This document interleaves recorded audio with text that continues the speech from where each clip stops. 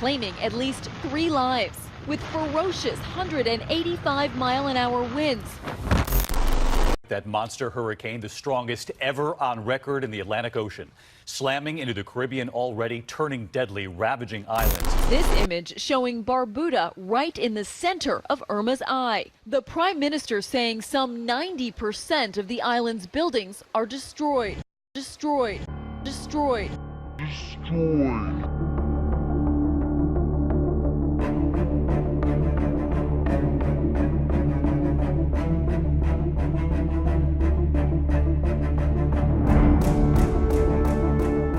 Huracán, huragán, orcan, hurricane. With a name derived from Amerindian gods of evil and storms, the Caribbean has long been at the mercy of these seasonal tropical cyclones that travel the Atlantic Ocean between the West African coast and the North American continent. Though weaker than their Pacific typhoon siblings, hurricanes still pack a tremendous capacity for destruction through fearsome gales, tornadic activity, torrential deluges, and enveloping storm surges. In this series of Caribbean Watch, we will review tropical cyclones that have ravaged the Caribbean basin during the 21st century. We will speak to those islands and nations that have borne the brunt of Mother Nature's onslaught. We will review how our countries recover from such rapacious phenomenon and learn how we can prepare for storms during a historic change in climate, both individually and as a society.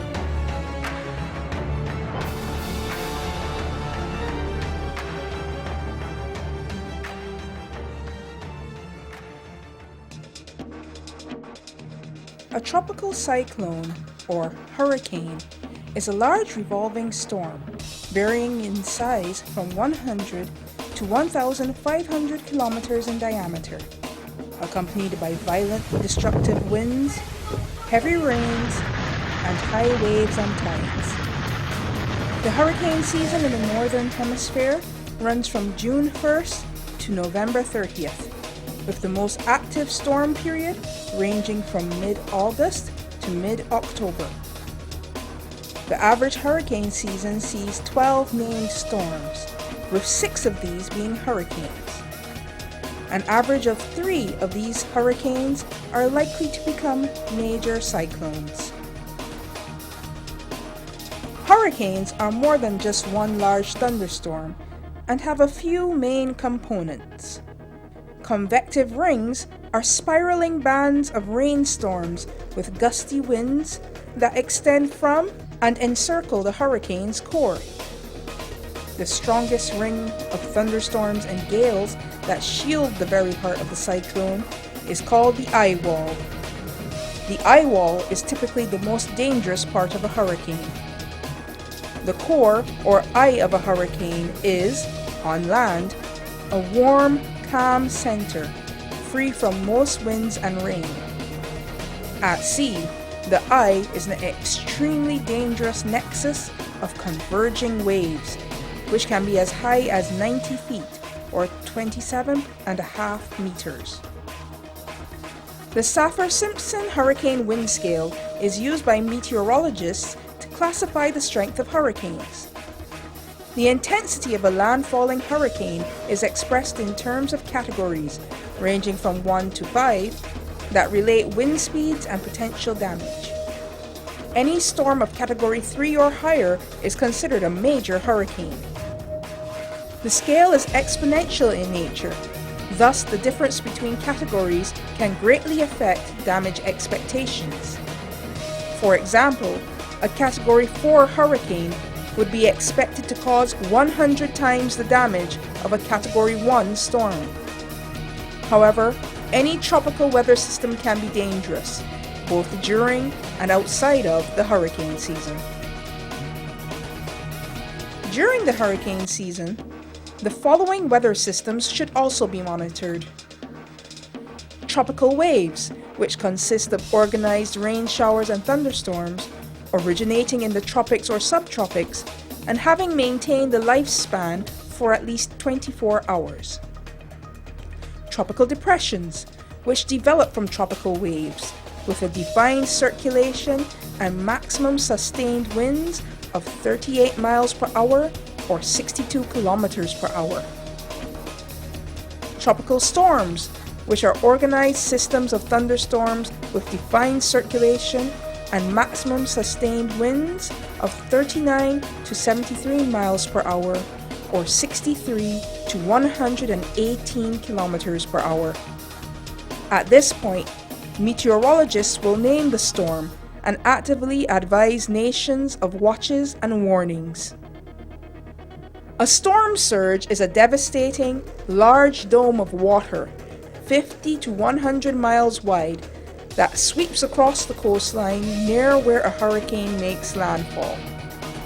As a cause of sudden inland flooding, it is the greatest threat to life and property. During a storm surge, water is pushed toward the shore by the force of the winds, particularly those in the right front quadrant of the storm. The advancing surge combines with the normal tides to create the hurricane storm tide. In addition, wind-caused waves are superimposed on the storm tide, causing severe flooding in coastal areas. Hurricanes, tropical storms, and tropical depressions typically produce widespread rainfall of 6 to 12 inches or more, often resulting in severe flooding. Inland flooding has been the primary cause of tropical cyclone-related fatalities over the past 30 years. Rains are generally heaviest with slower-moving storms, that is, storms with forward motion of less than 10 miles per hour or 16 kilometers per hour. The heaviest rain usually occurs to the right of the cyclone track. In the northern hemisphere, hurricane winds circulate in a counterclockwise fashion. The forward motion of the storm should be added to the overall wind speed on approach with land and subtracted from overall wind speed as the storm moves away. A tornado is a rapidly rotating column of air that is in contact with both the surface of the earth and the base of a dense thunderstorm, such as those present in tropical cyclones. Tornadoes are most likely to occur in the right front quadrant of a hurricane, but can also be found elsewhere in the rain bands. Typically, the more intense a hurricane is, the greater the tornado threat. Tornado formation can occur for days after hurricane landfall or within an intense eye wall. Tropical cyclones exist all over the planet and are known by different names based on their location. In the North Atlantic Ocean, Northeast Pacific Ocean, and South Pacific Ocean, they are known as hurricanes, a term that echoes colonial Spanish and Caribbean Indian words for evil spirits and big winds. In the Northwest Pacific Ocean, they are known as typhoons. In the Southwest Pacific Ocean and South Indian Ocean, they are known as tropical cyclones or severe tropical cyclones. In the North Indian Ocean, they are known as severe cyclonic storms.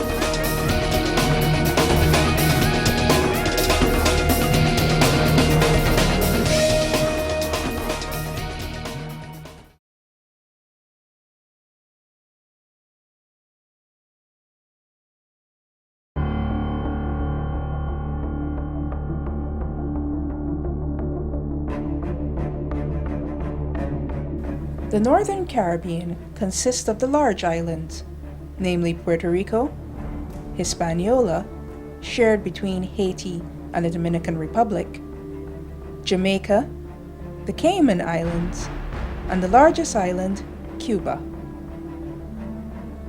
It also includes the Lucayan Archipelago, which is shared between the Bahamas and Turks and Caicos. These islands constitute both 90% of the available landmass and population of the entire Caribbean island chain. With the large, warm waters of the Caribbean Sea to the south and the Yucatan Channel to the west, the northern Caribbean is frequently threatened by storms.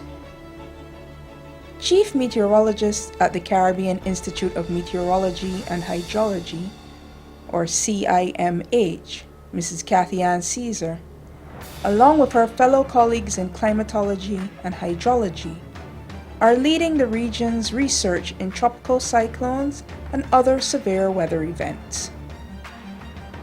Not only do they work to predict what weather is coming our way, they also advise the public in advance of the potential impacts. Ms. Caesar was able to share with us statistics on the hurricane seasons during the past 20 years. If we look at major hurricanes, however, in the last decade or last 20 years here, we have experienced about 60 hurricanes, and about 39 of those were major hurricane events. We are extremely fortunate in our region, where the majority of storms tend not to be the major category 3 to 5 storms, compared to our colleagues in the Southwest Pacific. We experience, on average, the majority of our storms tend to be category 1 storms, about 15 in the last 20 years. When we look at category 5 storms in the Atlantic Basin, they're just about 9, of which 5 of these actually made landfall. Of the catastrophic storms that have made landfall, 2 did so in 1 year, 2017. That year, the region battled an unprecedented series of foes. Forming within weeks of each other, sister Category 5 hurricanes Irma and Maria caused widespread devastation across the eastern and northern Caribbean. In one island in particular, the destruction came as the country was still recovering from Tropical Storm Erica 2 years prior. This is Castle Comfort, Dominica, September 19th.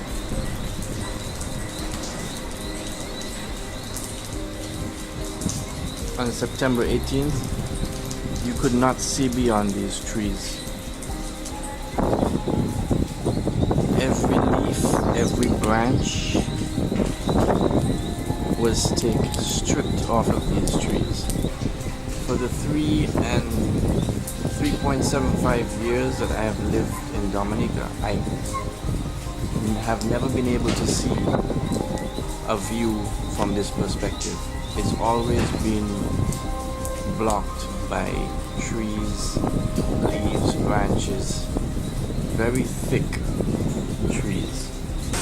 I can't believe the river break from way up, so the river bring its bank, leave because of the river right there, the river. No wonder the thing dash on because of that. The church roof on 7 days church. Go in. My neighbor roof. Go on. Boy. Watch that. Oh, you don't see what we see. It rough in Dominica. I am 60 years old. First time I have ever witnessed that kind of thing. Need a lot of tarpaulins and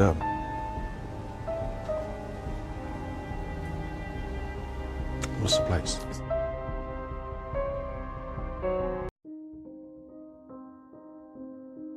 Daniel Best, head of projects at the Caribbean Development Bank, the CDB, had more to say on the damages experienced. Dominica lost approximately 200% of their GDP, of their gross domestic product, over a 4-hour period.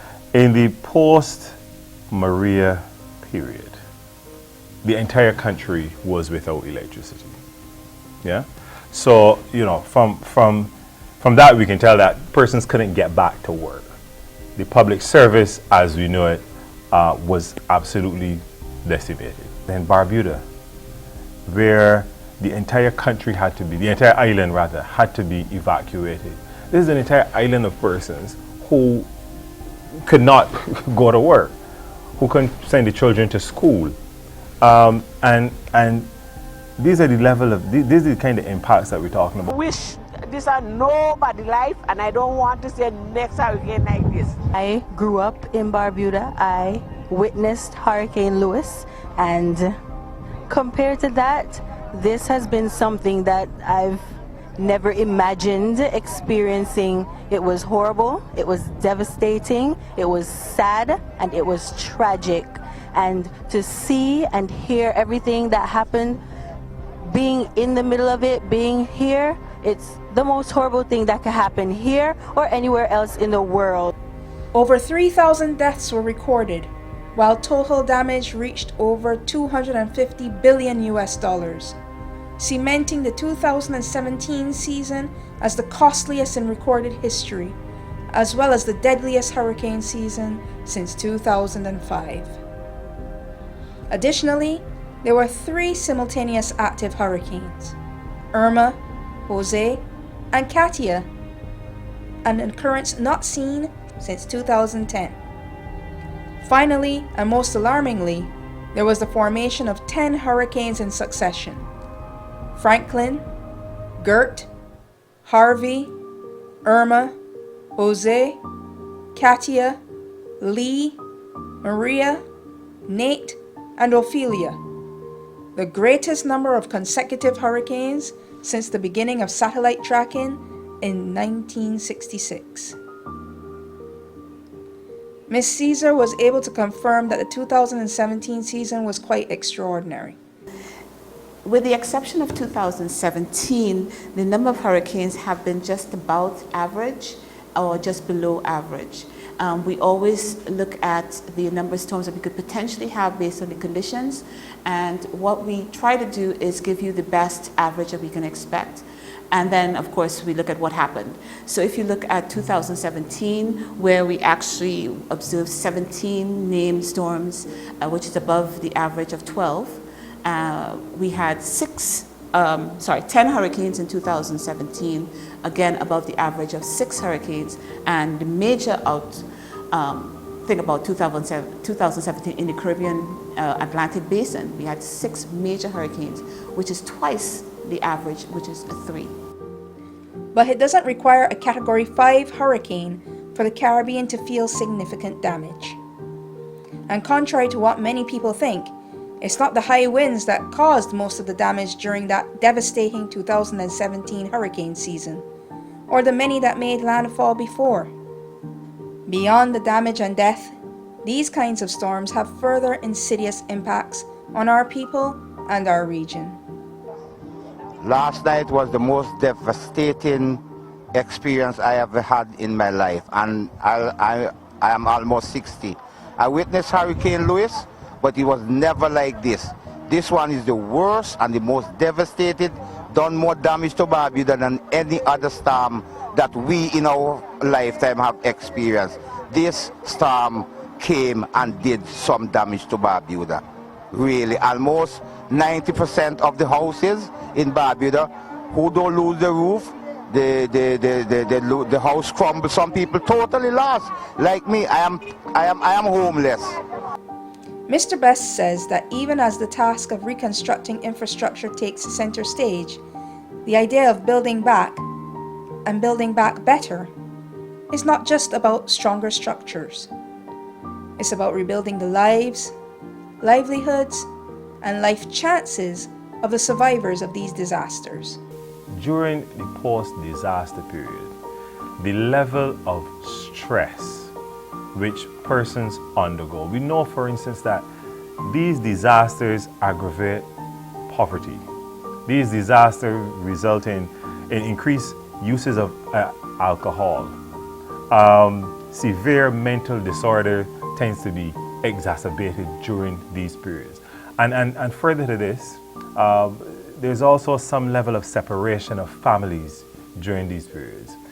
Now, the fact is we have to also focus on the residents of our countries in this period. And what we have done is we have started to provide funding for psychosocial support services, for counseling of persons who have been adversely impacted by these traumatic events. both the citizenry, but also in the social workers who themselves oftentimes have been impacted. Many, both in the Caribbean and outside of the region, laid the blame for this storm at the feet of global warming and climate change. Ms. Caesar agrees that the region is seeing a changing climate, a development that the researchers at the Institute are watching closely.